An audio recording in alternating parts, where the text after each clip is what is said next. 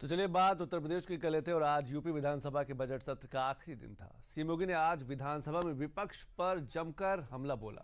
CM योगी ने संभल से लेकर उपचुनाव के नतीजों तक विपक्ष को हर मुद्दे पर जमकर घेरा। सीएम ने क्या कुछ बड़ी बातें कही हैं विधानसभा के अंदर, एक रिपोर्ट देख लेते हैं। आज की समाजवादी पार्टी डॉक्टर लोहिया का नाम तो लेती है, लेकिन डॉक्टर लोहिया के मूल्यों और आदर्शों से बहुत दूर जा चुकी है। दोनों मुद्दों पर,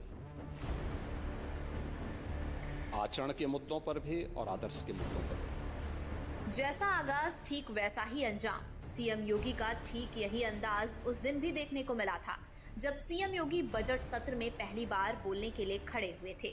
और जब मंगलवार को विधानसभा सत्र का आखिरी दिन था तो सीएम योगी का वही अंदाज देखने को मिला। सीएम योगी ने सबसे पहला हमला समाजवादी पार्टी पर बोला। जो डॉक्टर लोहिया ने कहा था, एक सच्चा समाजवादी वह जो संपत्ति और संतति से दूर रहे, वो तो आपकी पार्टी के आचरण से देख सकते हैं। और आदर्श के रूप में उन्होंने भारत के लिए कहा था कि राम, कृष्ण और शंकर, ये जब तक भारत के तीन आदर्श हैं तब तक भारत का कोई बालबांका नहीं कर सकता है। भारत की एकात्मता के आधार इन तीन देव महापुरुषों को जब तक भारत की जनता आदर्श के रूप में मानेगी तब तक भारत भारत बना रहेगा। और इन तीनों देव महापुरुषों पर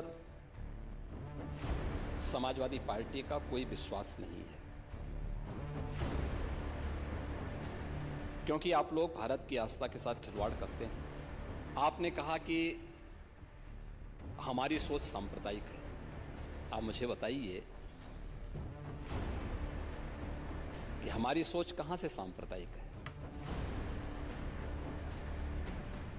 हम तो सबका साथ, सबके विकास की बात कर रहे हैं।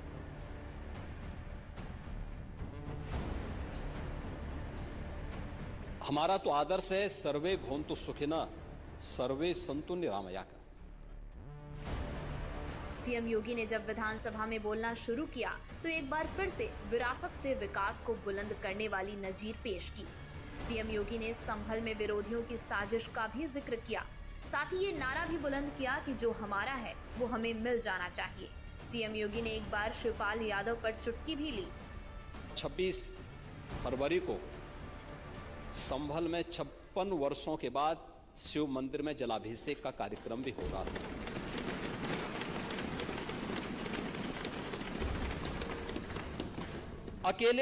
अकेले संभल में 67 तीर्थ थे और 19 कूप भी थे, जिनको एक शरारत के तहत एक निश्चित समय के अंदर समाप्त कर दिया गया। और जिनमें से 68 तीर्थों में से 54 तीर्थों को ढूंढना, ये तो हमारी विरासत का हिस्सा है और हमने तो वही किया है। हमने तो वही कहा है कि जो हमारा है वो हमें मिल जाना चाहिए। हम उससे इतर कहीं नहीं जा रहे हैं। और चच्चू से ज्यादा चुनाव कैसे जीते जाते हैं इसको कौन जान सकता है? ये तो हम लोगों ने भी देखा है, बहुत नजदीक से महसूस किया है। और इसीलिए अच्छा ही है, पर उपदेश कुशल बहुते रहे, इसी को कहते हैं। ये दूसरों को उपदेश देते हैं आप लोग, लेकिन स्वयं उसको आचरण में उतारे होते तो संभवतः इतनी करारी हार नहीं होती और 2027 में भी इतनी करारी हार नहीं होने वाली।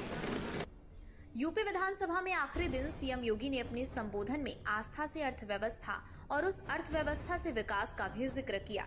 सीएम ने बताया कि महाकुंभ में भारत के विकास और विरासत की छाप दिखाई दी। सीएम योगी ने अनुमान जताया कि प्रयागराज के आयोजन से प्रदेश की अर्थव्यवस्था को 3.5 लाख करोड़ का लाभ मिल सकता है। चूंकि ये बजट की सामान्य चर्चा है, इसलिए कुंभ महाकुंभ के आर्थिक पक्ष के बारे में अगर हम चर्चा न करें तो विरासत को विकास के साथ जोड़ने में हो सकता है कि आप लोगों को भी कुछ कंफ्यूजन और ज्यादा हो। इसलिए उस विरासत को जो आदरणीय प्रधानमंत्री जी ने 2019 में काशी विश्वनाथ धाम से प्रारंभ किया था, 2020 में अयोध्या में श्री राम जन्मभूमि पर राम मंदिर के शिलान्यास के बाद आगे बढ़ा, प्रयागराज महाकुंभ उसका एक चरम उत्कर्ष रूप के रूप में देश और दुनिया के सामने आया है। वह विरासत विकास के साथ साथ आस्था को आर्थिकी के साथ कैसे जोड़ सकता है, इसके कुछ उदाहरण भी हैं, जिसमें कैट ने स्वयं इस बारे में कहा है कि महाकुंभ में लगभग 3 लाख करोड़ यानी 360 बिलियन अमेरिकी डॉलर से अधिक का व्यापार हुआ है, यानी इससे लेन देन हुआ है। ये प्रदेश की अर्थव्यवस्था में सहभागी बनेगा। महाकुंभ 2025 प्रदेश की अर्थव्यवस्था को 3.5 लाख करोड़ का लाभ इससे मिलने का अनुमान है और प्रयागराज और आसपास के जनपदों को इसका प्रत्यक्ष और अप्रत्यक्ष लाभ प्राप्त हुआ है। सीएम योगी ने कहा कि महाकुंभ अपने समापन के साथ अपनी भव्यता, दिव्यता और विरासत को आने वाली पीढ़ियों के लिए छोड़ गया है। महाकुंभ के सफलता के पीछे योगी सरकार की कानून व्यवस्था सबसे ज्यादा सहायक रही है। सीएम योगी ने विधानसभा में इसका उदाहरण भी पेश किया। प्रयागराज का महाकुंभ अपनी भव्यता, अपनी दिव्यता और अपनी उस विरासत को